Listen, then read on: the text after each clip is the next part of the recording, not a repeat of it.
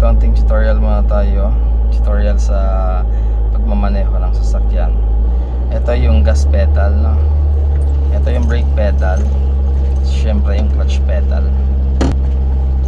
Itong right foot natin for brake and for gas na. Itong left naman para sa clutch na. Ngayon, para hindi kayo mamatayan, kailangan makuha ninyo yung biting point. So ano ba yung biting point or yung clutch point? Yun yung time kung saan yung sasakyan ready na siyang umandar. So paano? Ganito yon. Una, syempre clutch tayo, press the clutch. Tapos syempre sa brake, release ang handbrake.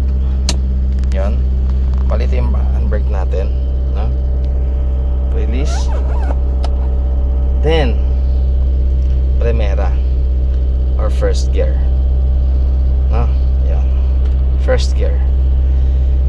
Para maumandar ang sasakyan natin, kailangan mong dandahanin yung clutch, release, dandahan yung clutch. So malalaman natin sa tunog ng sasakyan kung naaabot niya na ang biting point. Okay? Pakinggan nyo, yun, medyo nagbago na yung tunog, sa kaunti pa. Yun, ibig sabihin ready na umandar yan. Ngayon i-release mo na lang ang brake pedal. Dandahan lang pag-release ng brake. So umandar tayo. Naramdaman nyo? Yun, yun ang clutch point na kailangan makuha ninyo.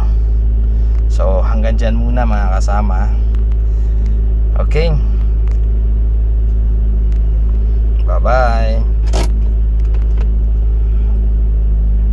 So ngayon tanggalin ang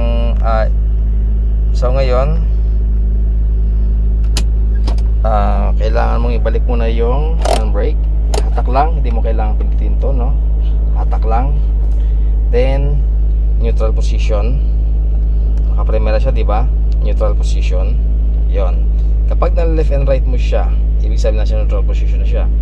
Then dahan-dahan mo namang i-release ngayon ang clutch and brake. So safe, okay?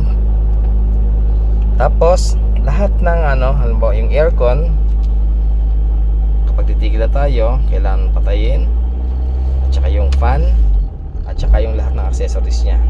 So bago natin i-off ang susi niya, bago natin tanggalin ang susi, bago i-off ang sasakyan,